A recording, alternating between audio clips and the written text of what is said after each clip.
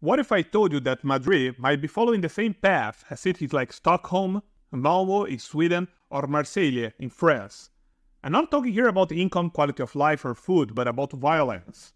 Today we discover the changes that are affecting the Spanish capital, how it compares with Barcelona, the districts that you should avoid. And if you plan to visit Madrid, I will give you some tips that might save your trip from any hassle. If my accent's a bit too weird, probably it is, just turn on the subtitles. But let's make things straight from the beginning. Madrid is still safe. The region of Madrid is among the safest in Spain. For comparison, the two most dangerous provinces of Spain are called Ceuta and Melilla. Both are located actually in Africa, not Europe, and they have homicide rates that are 330% and 180% times higher than Madrid. And even Spain as a whole is a very safe country, way safer than Sweden or France, for example. We also made an episode about the most violent cities in Sweden and France. I left the link for it in the description and in the comment section. Things in Madrid, however, are changing. Spain is facing a serious and growing problem with gang violence, with individuals from diverse ethnic backgrounds jumping into the criminal life. Spanish police have noted a concerning trend of gang membership starting at a much younger age, with some members as young as 12 years old.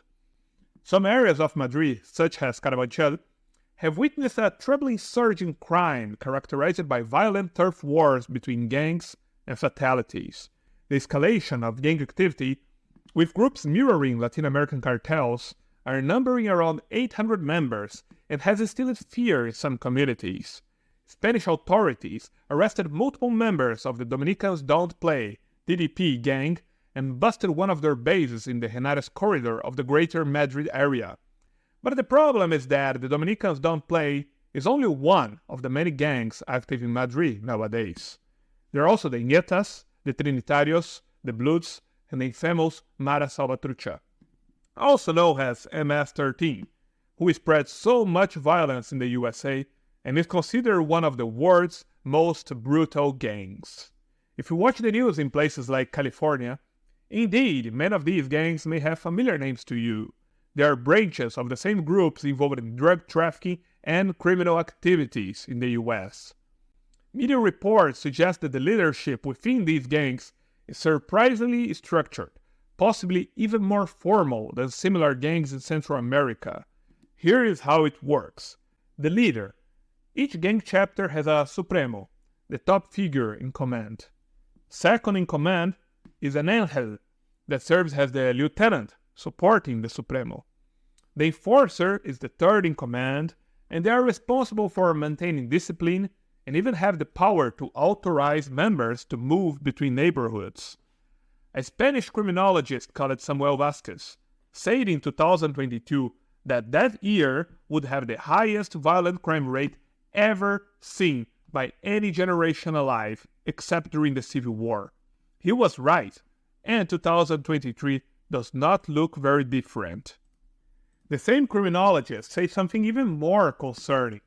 According to data from the Ministry of Interior, all violent crimes, sexual assaults, beatings and stabbings, homicides, and attempted homicides are on the rise. Now you might be rethinking your plans to visit Madrid, right? So don't do that yet. It's perfectly possible to visit the Spanish capital and the remarkable Prado Museum without stepping into the dangerous areas. Of course, you should take standard precautions.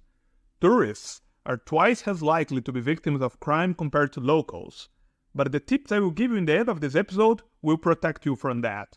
As you can see in this map, violence is concentrated in the southern areas of Madrid.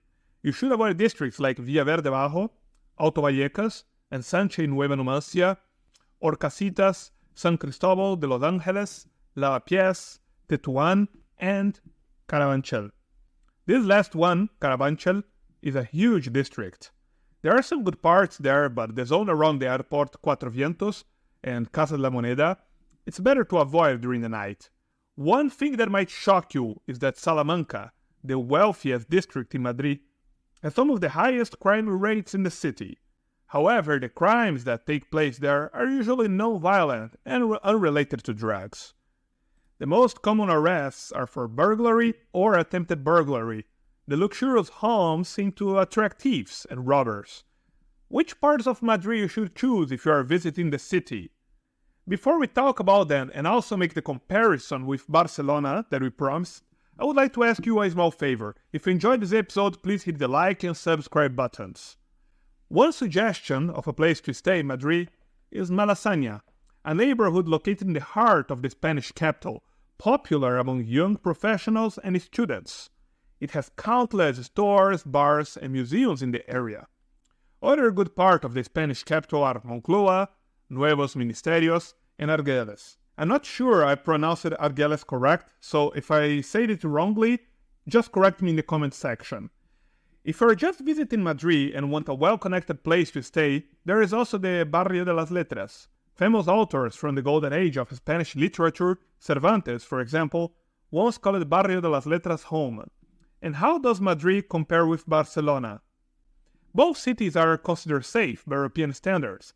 However, Barcelona generally sees higher rates of total crime than Madrid, particularly concerning crimes such as theft, while Madrid does have a slightly higher rates of violent crimes including robbery and assault.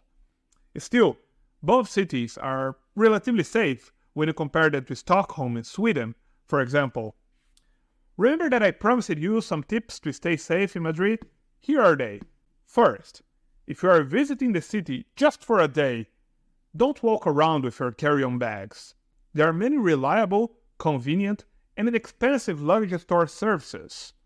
I personally use the Radical Storage. They are everywhere around the city, and you can find their link and their facilities in the description. Second, if you want to make the best of your visit and save time, buy skip-the-line tickets. Some museums have huge lines. And you also can hire guides at Viator. Their link is in the description too. And the third, and most important, areas surrounding airports and train stations can be dangerous, like the region surrounding the Cuatro Vientos airport that I mentioned before. Book a transfer in advance from the Madrid Barajas airport or from any station to your destination and vice versa, so you can avoid scammers and even criminals. I use Gap Transfer for this and it always worked fine. The link is also in the description. Probably you noticed that I mentioned Stockholm in this video a few times. If you want to understand better the tragedy of the Swedish capital, check this video at your left. You will discover how and why and how fast the Swedish capital became more dangerous than some countries in Latin America.